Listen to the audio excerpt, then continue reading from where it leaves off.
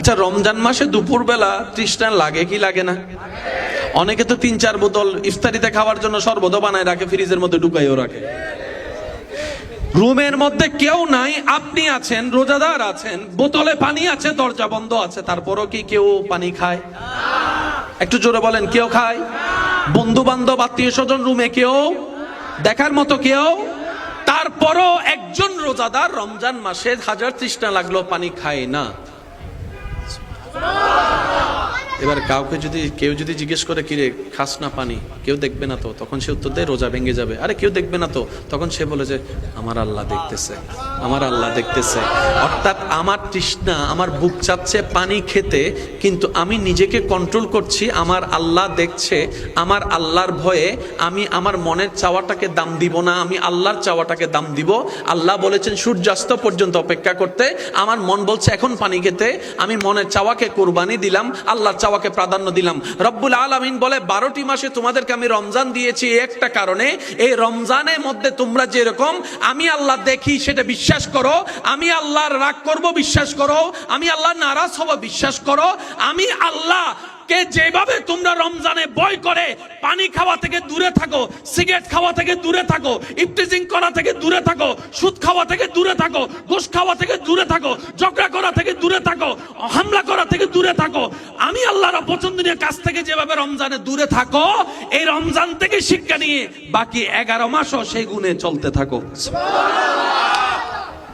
আল্লাহ তাআলা আমাদেরকে রমজান দিয়েছেন এই কারণে। আর্মি আছে না? আর্মি আগে না ট্রেনিং আগে? জোরে বলেন না। আর সে আর্মি হওয়ার পরে ট্রেনিং বন্ধ?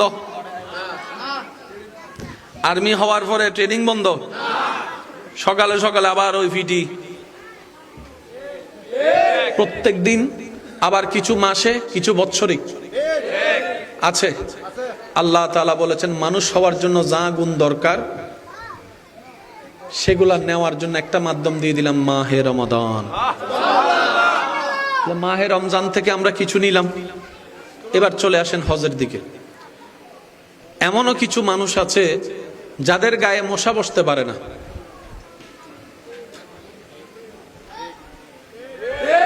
আছে না কিছু? এবার এরকম একজন মানুষ এহরাম পরে আল্লাহর ঘর তাওয়াফ করছেন। মনোযোগ।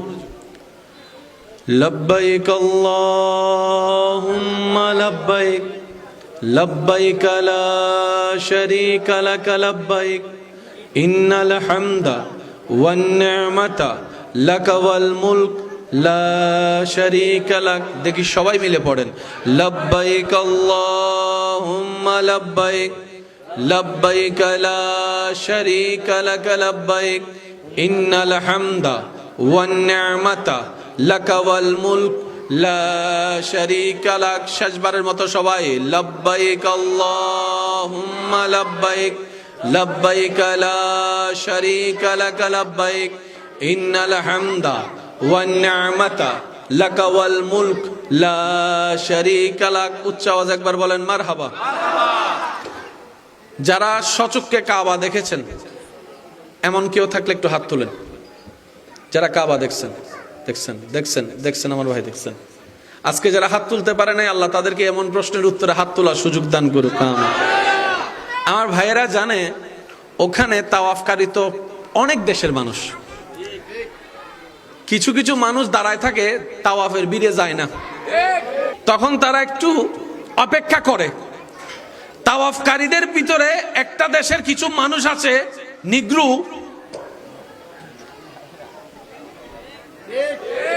যারা আসতে দেখলে সবাই রাস্তা কি করে দেয়। এমন মানুষ যখন কাবা শরীফে তাওয়াফ করছে, মনে করুন 11টা-12টার উত্তপ্ত রোদ, প্রচন্ড গরম। তাওয়াফ যত সহজ মনে হয়, করতে গেলে কিন্তু অত সহজ নয়। পা পর্যন্ত ফুলে যায় ব্যথায়। এমন অবস্থায় কেউ যদি তার পায়ের উপর পা দেয়, মেজাজ আর ঠান্ডা থাকবে? এবার সে মানুষটাকে কেউ একজন কুনি দিছে কিংবা ধাক্কা যাই হোক লাগছে, মেজাজ চলে গেছে, কারণ দেশে তো তার গায়ের উপর মাছই বসতে পারে না, এরকম মেজাজের মানুষ। যখন তার গায়ের মধ্যে এরকম ব্যথাটা লাগছে, তার মেজাজ ঠিক নাই, হাত ওই দেশে যেরকম তুলছো এরকম যখন তোলার জন্য নিছে, পিছন থেকে আলেম বলে সবর সবর সবর, এহরাম এহরাম এহরাম এহরাম, সুবহানাল্লাহ বলেন, সবর এহরাম সবর এহরাম। কি বলেন হুজুর? আওয়াজ নিছে এহরাম এহরাম এহরাম। শেষ করে রুমে আসলো, হুজুরকে জিজ্ঞেস করে, হুজুর কি বললেন বুঝলাম না। আপনার এহরামের কালার কি? কয় সাদা। কাফনের কালার কি? কয় সাদা। কাফন কাদেরকে পরায়? মরা মানুষকে। মরা মানুষ চিল্লাতে পারে? বলে যে না। রাগ করতে পারে? না। মারতে পারে? না। আল্লাহ আপনাকে এহরাম এই কারণে পরিয়ে কাবার সেহেনে এনেছে। রব বলে যে তোমার ওই দেহের আত্মার মৃত্যু, রূহে বের হওয়ার যে মৃত্যু, ওই মৃত্যুর আগে তুমি দুনিয়াতে বেঁচে থাকা অবস্থায় এহরামটাকে স্বইচ্ছায় গায়ে নাও মানুষ তোমাকে পড়ানোর আগে, এবং ওই এহরামকে পরে তোমার ভিতরের অমানুষটাকে, রাগকে, ক্ষোভকে তুমি মেরে দাও। আমি আল্লাহর পছন্দের দর্জকে আপন করে নাও।